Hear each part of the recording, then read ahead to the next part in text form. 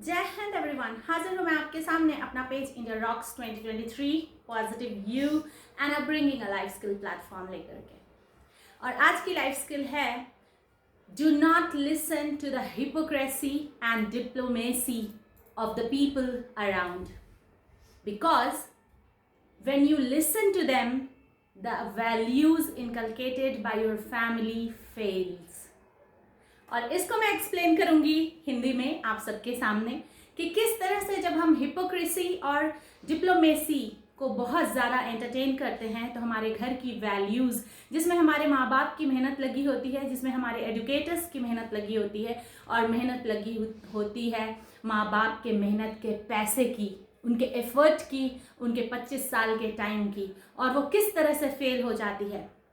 इसका सबसे सीधा सा एग्जाम्पल है उन नेताओं के भाषण जो हिंदुस्तान को डिवाइड एंड रूल करने के पीछे लगे हुए हैं।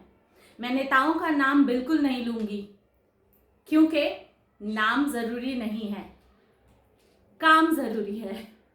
और काम ये है कि जब कोई नेता हिंदुस्तान के नेशनल प्लेटफॉर्म पे खड़ा होकर के अपनी हमें वर्गलाता है, मतलब हमें डिवाइड एंड रूल के भाषण देता है और हम एजुकेटेड पीपल ऑफ इंडिया उसको सुनते हैं और उसको फॉलो करते हैं, तो वहाँ पे हारता है हमारे घर का संस्कार, वहाँ पे हारता है हमारे एजुकेटर्स की मेहनत, वहाँ पे हारता है हमारे देश की यूनिवर्सल ब्रदरहुड का कॉन्सेप्ट, वहाँ पे हारता है वसुधैव कुटुंबकम का सिद्धांत।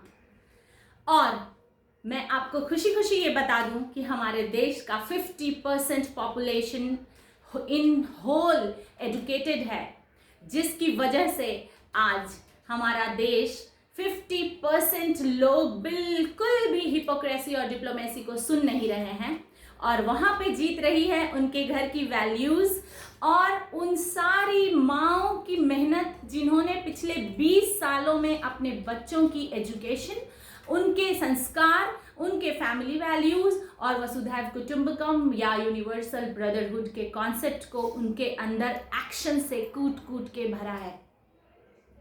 आप जानते हैं यूनिवर्सल ब्रदरहुड हर मजहब का कॉन्सेप्ट है, क्योंकि हर मजहब कहीं ना कहीं इंसान को इंसान बनाने के लिए उतारा गया। और वो जो हमारा ऑलमाइटी है ना, हम सब उसके बंदे हैं।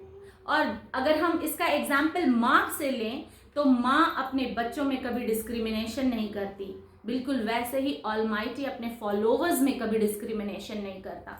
हर बच्चा अपने अलग अलग तरीके से माँ को मोहब्बत करता है और माँ उसको एंजॉय करती है। बिल्कुल वैसे ही ऑलमाइटी हर रिलीजन के अलग अलग तरीक़ों से उसको मानने की प्रोसेस को, उसको प्रेयर करने के तरीक़े को एंजॉय करता है।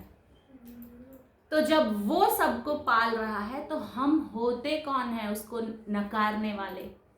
जुड़े रहिए मुझसे बहुत सारी लाइफ स्किल सीखने के लिए जो आपको एक इंडिया का पैट्रियाटिक सिटीजन बनाएगी और हिपोक्रेसी और डिप्लोमेसी से बचाएगी और नेशन को यूनाइटेड करने के लिए आपके अंदर नेशनलिज्म इस तरह से इन्फ्यूज करेगी जैसे ब्लड स्ट्रीम में ऑक्सीजन। जीते रहिए, खुश रहिए, आबाद रहिए। जय हिंद। Happy new year to all of you from me. I'm so sorry। कहते हैं कि ये न्यू ईयर इंडिया का नहीं है, अंग्रेजों का दिया हुआ है। हम एज हिस्ट्री एजुकेटर्स अपने स्टूडेंट्स को सिखाते हैं कि अच्छाई किसी की भी दी हुई हो उसे चुन लिया करो।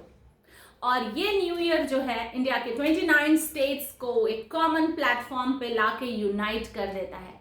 अगर इतना ही प्रॉब्लम है इसको न्यू ईयर कहने से, तो चलिए इसको यूनाइटेड डे कह देते हैं, यूनाइटेड डे ऑफ इंडिया, और सेलिब्रेट करते हैं एक दूसरे के साथ बड़ी खुशी खुशी कि लोगों ने जो बहुत बुरा करने की कोशिश की फिर भी हमारा भला हो गया। और यहाँ पे वो शेर से मैं इस बात को ख़त्म करती हूँ। कुछ बात है कि हस्ती मिटती नहीं हमारी, सदियों रहा ज़माना, सदियों रहा है दुश्मन अहले ज़मा हमारा। और जुड़े रहिए मुझसे, जीते रहिए, खुश रहिए, आबाद रहिए। जय हिंद।